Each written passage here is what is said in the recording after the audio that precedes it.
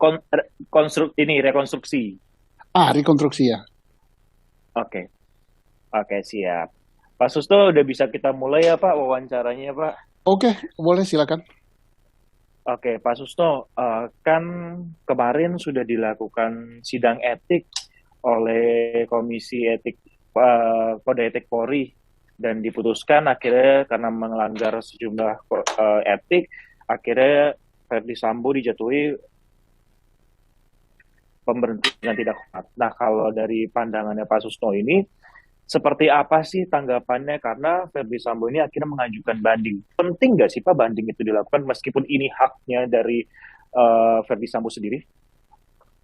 Pertama, sidang kode etik, jalannya, kemudian prosedurnya, mekanismenya sudah benar ya. Terus, pasal yang disangkakan, yang dituduh, dilanggar oleh saudara Ridi Sambo, itu lumayan gitu.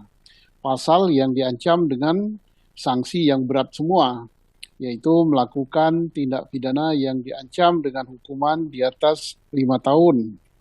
Kemudian melakukan pelanggaran-pelanggaran lain seperti merekayasa perkara, memberi keterangan bohong, dan lain-lain. Jadi cukup banyak pasalnya. Nah, pasal-pasal tersebut memberikan sanksi yang cukup berat, sehingga sanksi yang dijatuhkan mulai dari sanksi yang terberat. Ada 3 ya. Satu, direkomendasi untuk diberhentikan dari Dinas Polri dengan tidak hormat. Yang kedua, ditempatkan di dalam tempat khusus gitu, atau itu sama dengan ditahan gitu ya. Kemudian 3, dinyatakan bersalah dan lain-lain. Jadi itulah. Nah, kemudian atas putusan ini, sanksi yang dijatuhkan, saudara Freddy Sambo tidak menerima gitu kan, tidak menerima, terus mengadakan banding. Banding boleh-boleh saja, haknya. Kemudian banding harus diajukan minimal 3 hari setelah putusan, maka risalah banding tertulis harus sudah dimasukkan kepada Komisi Kode Etik untuk dipelajari. Kemudian bagaimana prediksi kita terhadap banding ini? Penting apa tidak? Kalau menurut saya, bandingnya itu walaupun hak dia, itu ya percuma gitu. Kenapa percuma? Ada klausal di kode etik itu bahwa banding itu ditolak gitu untuk pelanggaran-pelanggaran kode etik yang sekaligus merupakan pelanggaran pidana yang diancam dengan ancaman hukuman 5 tahun atau lebih. Nah, sedangkan Verdi Sambo di proses tindak pidana dengan dakwaan sekarang masih sangkaan ya, sangkaan pembunuhan berencana pasal 340 dan pembunuhan tidak berencana pasal 338.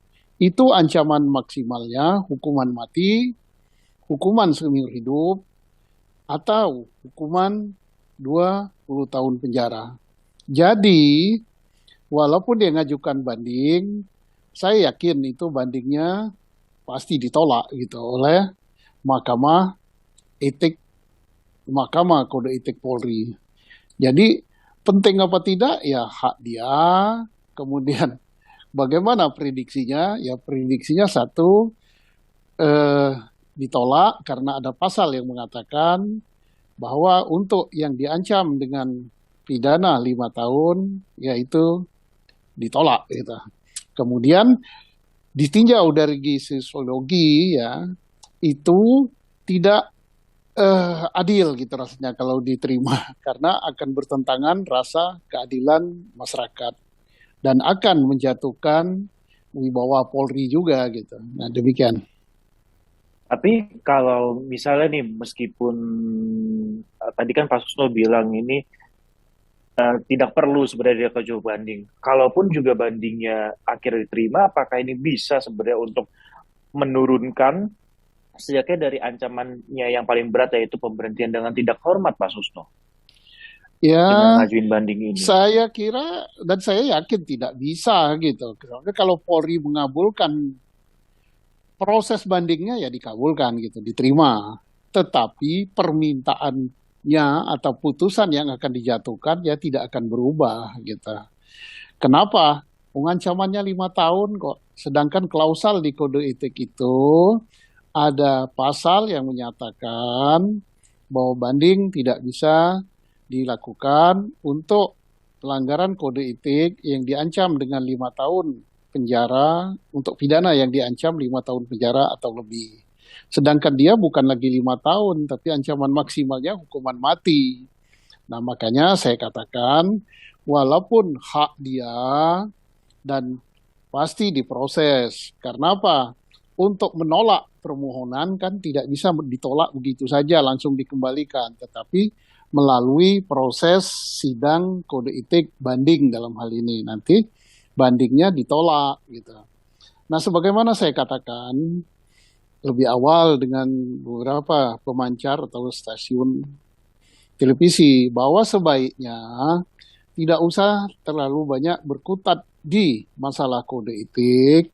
Lebih baik dia bersama pengacaranya konsentrasi dalam rangka menghadapi ancaman pidana. Karena ancaman pidana yang disangkakan cukup berat, yaitu 340 KUHP dan 338 KUHP. Itu hukuman mati maksimalnya. Jadi tidak buang-buang waktu, tapi lebih bagus belajar untuk kalau bisa dapat hukuman yang seadil-adilnya gitu.